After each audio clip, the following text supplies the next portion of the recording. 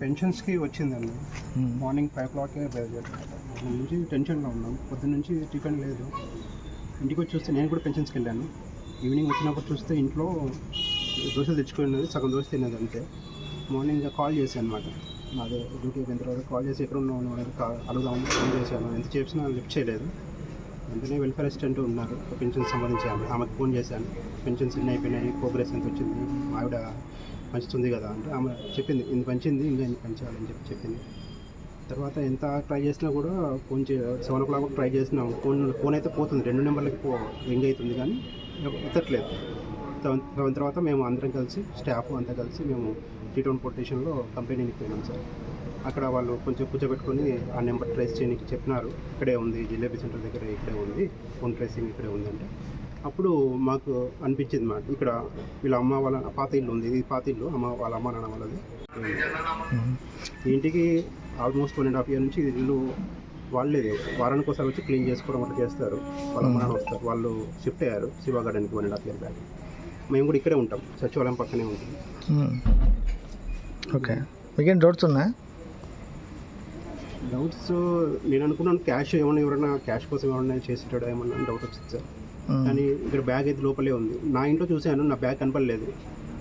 Bag అంటే పెన్షన్స్లోనే ఉంది ఇంకా అని మళ్ళీ కంప్లైంట్ చేసిన తర్వాత వచ్చిన తర్వాత మళ్ళీ పోలీసులకు చెప్పినాను, ఆమె క్యాష్ ఉంది 5 lakhs నుంచి ఖాళీ చేస్తుంది, దానికి కొంచెం పంచింది, ఇంకా కొంచెం ఉంటుంది అమౌంట్ అని చెప్తే చూస్తే మేము తర్వాత చూస్తే పోలీసుతో సహా లోపల పోయి చూస్తే బ్యాగ్ ఉంది, దాంట్లో క్యాష్ కూడా ఉంది. సగం ఎంతైతే క్యాష్ బ్యాలెన్స్ ఉంటుందో అంత క్యాష్ ఉంది.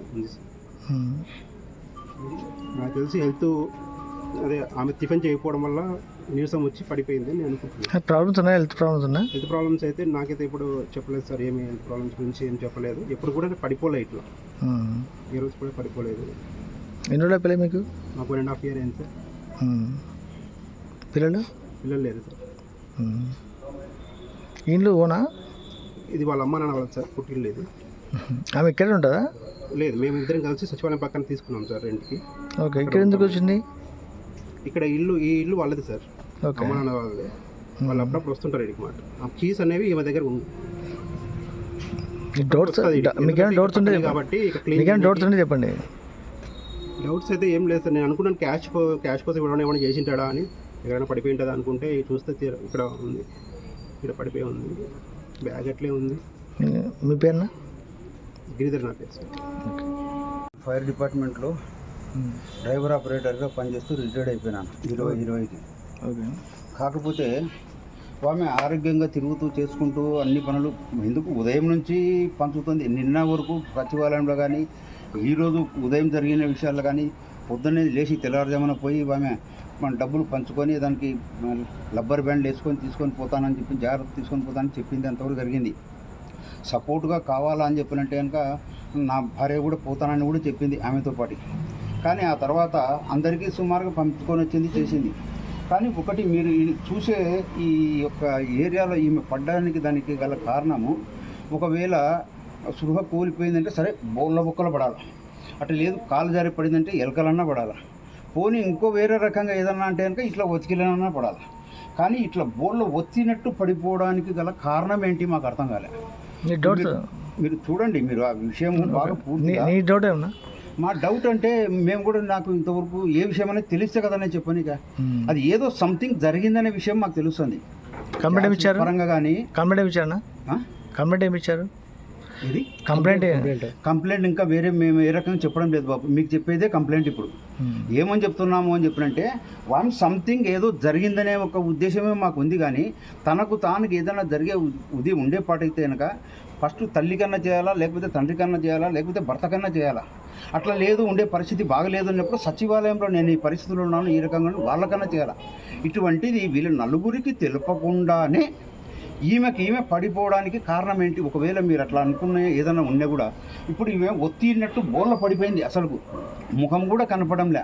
అది ఒత్తి పట్టినట్టే ఉంది కానీ ఆమె పడినట్టు కాదు. ఇది బై సంథింగ్ ఏదో రాంగ్ అని జరుగుతుంది. ఓకే, అది విషయం. ఓకే, ఇక్కడికి ఎవరు వచ్చినారు ఎవరు రాలేదు అనేది మాకు కూడా తెలియదు. నాకు ఇప్పుడు 7 గంటలకు తెలిసింది, నేను వచ్చినాను. వీడికి వచ్చేసరికి ఇక్కడ జరుగుతుంది. వీళ్ళు పోలీసులు టచ్ చేయనీయలే, అసలు కనీసం నాడైనా చెక్ చేస్తామని కూడా టచ్ చేయనీయడం లేదు. మీ పేరునా? మీ పేరు? నా పేరు కదమ వీర వెంకట నారాయణ. ఓకే, ఇంకా అది బాబు దాని విషయంలో జరుగుతున్న విషయం మేము ఆలోచించాల్సింది వేరే. నిన్నటి వరకు తిరిగింది, పొద్దున తిరిగింది, ఇంకోటి తిరుగుతుంది. అన్నీ తిరుగుతున్నప్పుడు ఒక రకంగా అనుకోకుండా అని చెప్పినంటే కనుక ఏమని చెప్పిన అనుకోవాలి. సరే, ఇంకోటి మీ ఎల్లెలగల పడిపోవడం, బొల్ల పడిపోవడం అంటే కనుక కాలు దారి పడిపోవడమో లేకపోతే ఇంకోటి అనుకోవచ్చు. ఈ రకంగా పడిపోవడానికి గల కారణము మీరే బాగా పూర్తి ఆలోచించేయండి. ఇప్పుడు ఈ రకంగా పడిపోవడానికి కారణం మీరే ఆలోచించేయండి. ఇది సంథింగ్ ఈజ్ రాంగ్, అంతవరకే. ఓకే, నేను చెప్పగలిగినది మాత్రం అది నాయన. ఓకే, దయచేసి అపార్థం చేసుకోకండి నన్ను విషయంలో ఉండేది. కూడా అంతా మాట్లాడి ఏమని చెప్పలేదా? నేను పొద్దున పెన్షన్ మంచిగా పోయింది అమ్మాయి. 5 గంటలకు పోవాలని నాకు నిన్న సాయంత్రం చెప్పింది. ఒక్కదానికి పోదామని నేను వస్తానని చెప్పింది.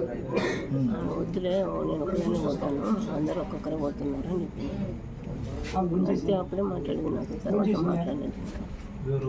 పెన్షన్ పంచుకుని తిరుగుతుంది కానీ నేను ఫోన్ ఎత్తదని ఫోన్ చేయలేదు. 3 గంటలకు ఫోన్ చేస్తే ఎత్తడం లేదు. ఎన్నిసార్లు ఫోన్ చేసినా ఎత్తలేదు.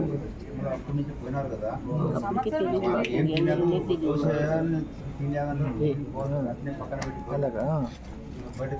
ఆమె 2 గంటలకు పెన్షన్ పంచుకుంటా తిరుగుతూ ఉన్నింది. ఇక్కడికి కూడా వచ్చిందంట, వచ్చి ఇక్కడ ఇంట్లో పడిపోయింది.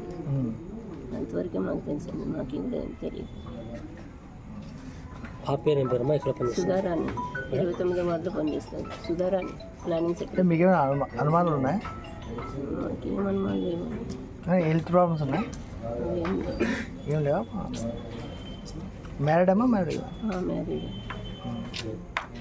మీ డౌట్స్ ఏమన్నా? చూసారా బాడీని? చూడలేదు, పైకి ఎక్కనికి. అవునా? మీకు ఎప్పుడు తెలిసింది విషయం? మాకు 3 గంటలకు అట్లా తెలిసింది. అబ్బాయి ఫోన్ చేస్తున్నారు, ఫోన్ చేస్తే ఎత్తడం లేదు. ఇక్కడికి మేము ఇంటికి ఉన్నట్టు, మేము అక్కడ శివాగార్డెన్ దగ్గర ఉన్నాము. అక్కడికి ఫోన్ వచ్చిందంటే రాలేదు, మేము ఫోన్ చేసినట్టు కూడా ఎత్తడం లేదు అని చెప్పినాము. అక్కడి నుంచి ఒకే ఫోన్ చేస్తున్నాము, అయినా ఎత్తడం లేదు.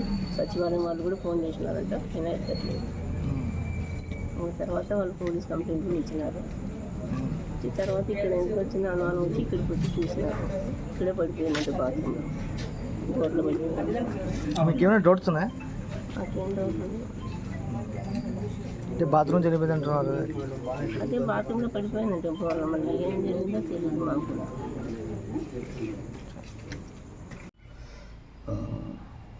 ఈరోజు నంద్యాల టౌన్ నూనెపల్లి ఏరియాలో సాదిక్ నగర్ ఏరియా వార్డు సచివాలయంలో పనిచేసినటువంటి ప్లానింగ్ సెక్రటరీ, ఆమె పేరు సుధారాణి. సో ఈరోజు మార్నింగ్ డ్యూటీకి అటెండ్ అయ్యేసి మధ్యాహ్నంగా వాళ్ళ సొంత ఇల్లు అయినటువంటి ఈమె భర్తతో పాటు సపరేట్గా ఉంటుంది. సో ఈమె సచివాలయం ప్లస్ భర్త పక్కపక్క ఇళ్ళని ఉన్నాయి. సో మధ్యాహ్నం వరకు రెస్ట్ చేసిన తర్వాత మధ్యాహ్నం రెస్ట్ తీసుకోవాలని పాయింట్ ఆఫ్ వ్యూతో వాళ్ళ అమ్మగారి ఇంటికాటికి రావడం జరిగింది. ఇంటికాటికి వచ్చేసి ఆమె మధ్యాహ్నం ఎవరు లేని టైంలో వచ్చి రెస్ట్ తీసుకునే టైంలో ఏదో ఆడ చూస్తే కన్నా అది ఏదో వామిటింగ్ అయ్యి ఇదే వేసి పక్కన వారి చెప్పినట్లుగా ఉంది. సో ఇది మధ్యాహ్నం జరిగినట్లు ఉంది. సో ఆమె ఎక్కడుందో కనిపించకపోవడం వల్ల మళ్ళీ చుట్టుపక్కల అందరూ వెతికి చూస్తే వాళ్ళ అమ్మగారింట్లో ఉన్నట్లుగా తెలుస్తుంది. అది చూడాలి ఎందుకు చనిపోయింది ఏం కథ అనేది. కొంచెం ఆమెకి ఏదో సమ్ హెల్త్ ఇష్యూస్ కూడా ఉన్నాయని చెప్పేది చెప్తున్నారు. ఇచ్చేసి కేసు కట్టి దర్యాప్తు చేసి రిమైనింగ్ విషయాలను ఇన్వెస్టిగేషన్లో తెలుతాయి. మీ తల్లిదండ్రులు ఏమంటారు? తల్లిదండ్రులు అదే వాళ్ళకు ఈరోజు మధ్యాహ్నం వరకు డ్యూటీ చేసింది, మరి ఇక్కడికి వచ్చింది. సో ఆమెకు హెల్త్ ఇష్యూస్ అయితే సమ్ బీపీ ఉంది, సమ్ అదేవిధంగా కిడ్నీ ప్రాబ్లం ఉన్న, కర్నూలులో హైదరాబాద్లో కూడా సమ్ ట్రీట్మెంట్ తీసుకుంది అమ్మాయి. సో ఎందుకు చనిపోయిందో తెలిపింది, విచారించి న్యాయం చేయండి సార్ అంటుంది. Okay sir. Thank you sir.